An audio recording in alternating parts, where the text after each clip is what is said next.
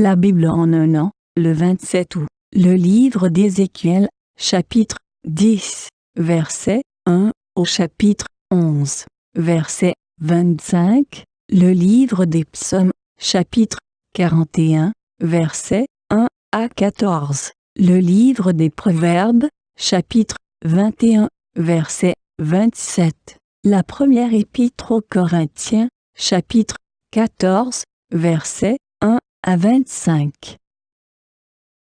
Ézéchiel, chapitre 10. Je regardais, et voici, sur le ciel qui était au-dessus de la tête des chérubins, il y avait comme une pierre de saphir. On voyait au-dessus d'eux quelque chose de semblable à une forme de trône.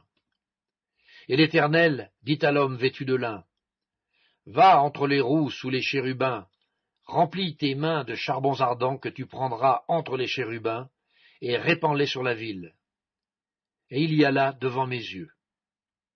Les chérubins étaient à la droite de la maison, quand l'homme alla, et la nuée remplit le parvis intérieur.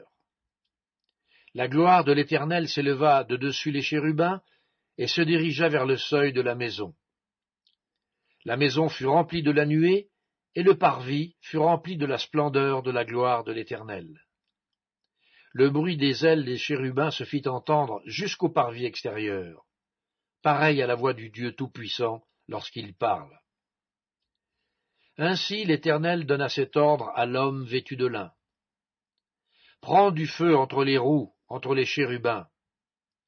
Et cet homme alla se placer près des roues. Alors, un chérubin étendit la main entre les chérubins vers le feu qui était entre les chérubins. Il en prit et le mit dans les mains de l'homme vêtu de lin. Et cet homme le prit et sortit. On voyait aux chérubins une forme de main d'homme sous leurs ailes.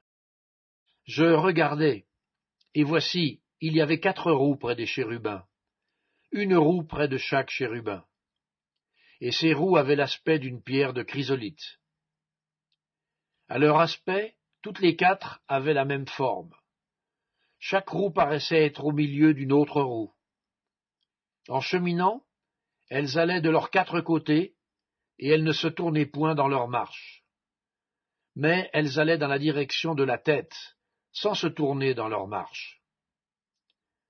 Tout le corps des chérubins, leur dos, leurs mains et leurs ailes, était rempli d'yeux, aussi bien que les roues tout autour, les 4 roues. J'entendis qu'on appelait les roues tourbillons. Chacun avait 4 faces. La face du premier était une face de chérubin, la face du second une face d'homme, celle du troisième une face de lion, et celle du quatrième une face d'aigle. Et les chérubins s'élevèrent. C'étaient les animaux que j'avais vus près du fleuve de Kébar. Quand les chérubins marchaient, les roues cheminaient à côté d'eux. Et quand les chérubins déployaient leurs ailes pour s'élever de terre, les roues aussi ne se détournaient point d'eux. Quand ils s'arrêtaient, elles s'arrêtaient. Et quand ils s'élevaient, elles s'élevaient avec eux, car l'esprit des animaux était en elles. La gloire de l'Éternel se retira du seuil de la maison et se plaça sur les chérubins. Les chérubins déployèrent leurs ailes et s'élevèrent de terre sous mes yeux quand ils partirent, accompagnés des roues.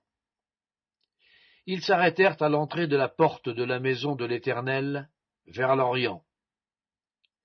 Et la gloire du Dieu d'Israël était sur eux en haut.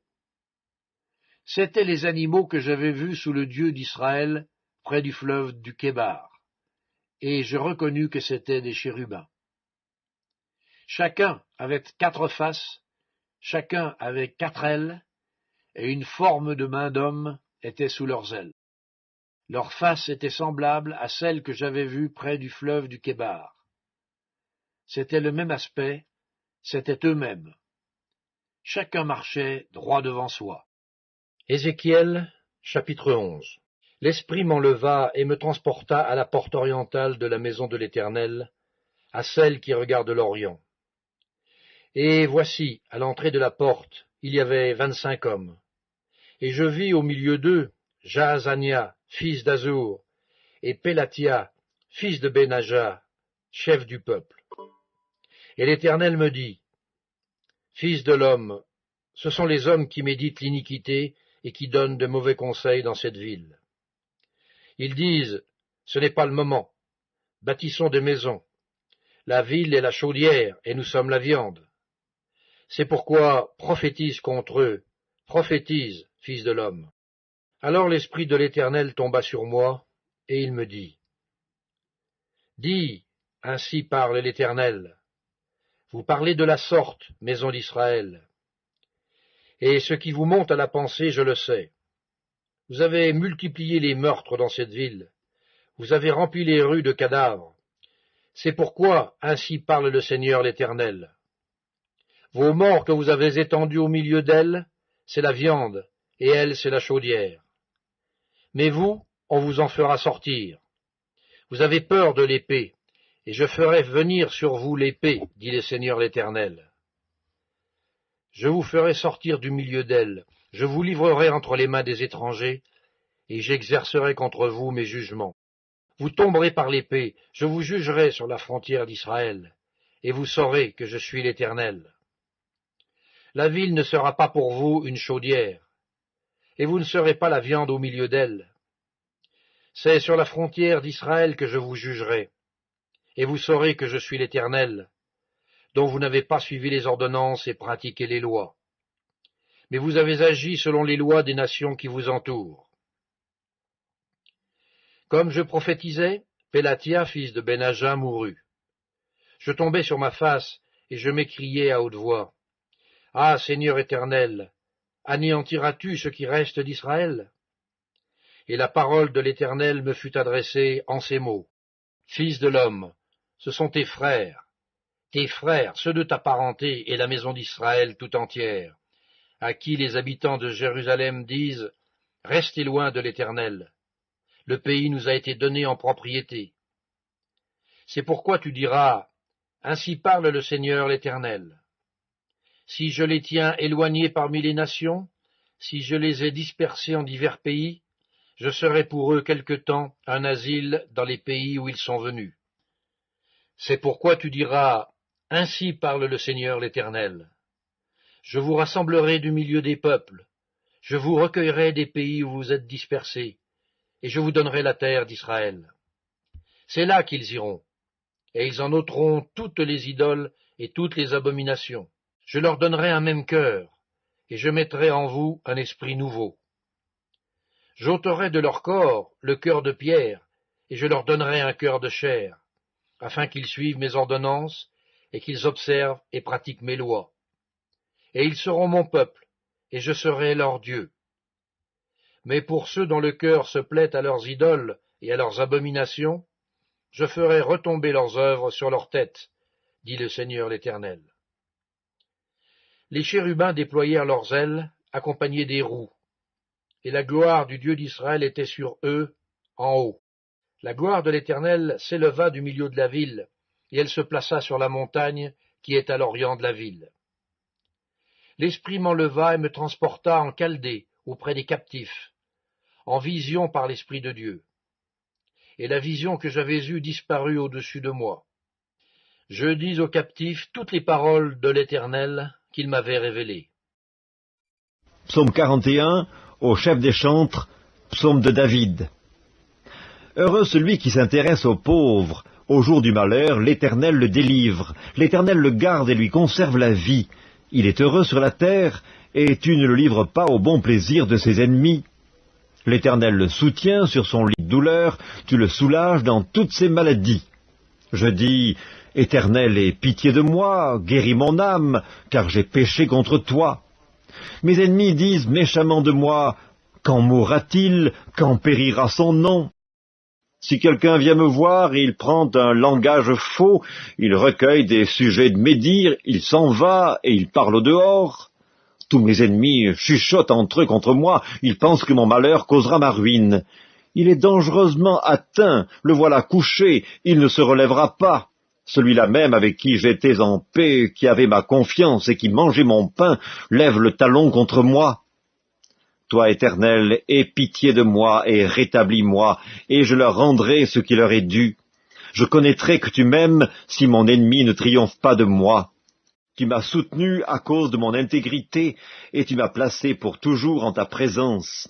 Béni soit l'Éternel, le Dieu d'Israël, d'éternité en éternité. Amen. Amen. Livre des Proverbes, chapitre 21. Le sacrifice des méchants est quelque chose d'abominable, combien plus quand ils l'offrent avec des pensées criminelles. Épître de Paul aux Corinthiens, chapitre 14. Recherchez la charité. Aspirez aussi aux dons spirituels, mais surtout à celui de prophétie. En effet, celui qui parle en langue ne parle pas aux hommes, mais à Dieu, car personne ne le comprend, et c'est en esprit qu'il dit des mystères. Celui qui prophétise, au contraire, parle aux hommes, et les édifie, les exhorte, les console. Celui qui parle en langue s'édifie lui-même. Celui qui prophétise édifie l'Église. Je désire que vous parliez tous en langue, mais encore plus que vous prophétisiez. Celui qui prophétise est plus grand que celui qui parle en langue, à moins que ce dernier n'interprète pour que l'Église en reçoive de l'édification. Et maintenant, frères, de quelle utilité vous serais-je si je venais à vous parlant en langue, et si je ne vous parlais pas par révélation ou par connaissance, ou par prophétie, ou par doctrine? Si les objets inanimés, qui rendent un son comme une flûte ou une harpe, ne rendent pas des sons distincts, comment reconnaîtra-t-on ce qui est joué sur la flûte ou sur la harpe? Et si la trompette rend un son confus, qui se préparera au combat? De même vous, si par la langue, vous ne donnez pas une parole distincte, comment saura-t-on ce que vous dites? Car vous parlerez en l'air. Quelque nombreuses que puissent être dans le monde les diverses langues, il n'en est aucune qui ne soit une langue intelligible. Si donc je ne connais pas le sens de la langue, je serai un barbare pour celui qui parle, et celui qui parle sera un barbare pour moi. De même vous, puisque vous aspirez aux dons spirituels, que ce soit pour l'édification de l'Église, que vous cherchiez à en posséder abondamment. C'est pourquoi que celui qui parle en langue prie pour avoir le don d'interpréter. Car si je prie en langue, mon esprit est en prière, mais mon intelligence demeure stérile. Que faire donc? Je prierai par l'esprit, mais je prierai aussi avec l'intelligence. Je chanterai par l'esprit, mais je chanterai aussi avec l'intelligence. Autrement, si tu rends grâce par l'esprit, comment celui qui est dans les rangs de l'homme du peuple répondra-t-il amen à ton action de grâce, puisqu'il ne sait pas ce que tu dis? Tu rends, il est vrai, d'excellentes actions de grâce, mais l'autre n'est pas édifié. Je rends grâce à Dieu de ce que je parle en langue plus que vous tous. Mais, dans l'Église, j'aime mieux dire 5 paroles avec mon intelligence afin d'instruire aussi les autres que 10 000 paroles en langue.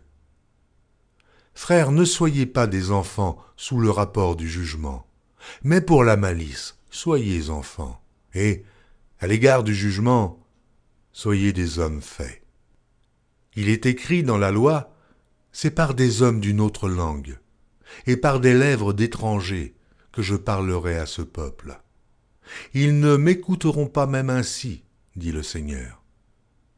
Par conséquent, les langues sont un signe, non pour les croyants, mais pour les non-croyants. La prophétie, au contraire, est un signe, non pour les non-croyants, mais pour les croyants. Si donc dans une assemblée de l'Église entière, tous parlent en langue, et qu'il survienne des hommes du peuple ou des non-croyants, ne diront-ils pas que vous êtes fous? Mais si tous prophétisent, et qu'il survienne quelque non-croyant ou un homme du peuple, il est convaincu par tous, il est jugé par tous. Les secrets de son cœur sont dévoilés, de telle sorte que, tombant sur sa face, il adorera Dieu et publiera que Dieu est réellement au milieu de vous.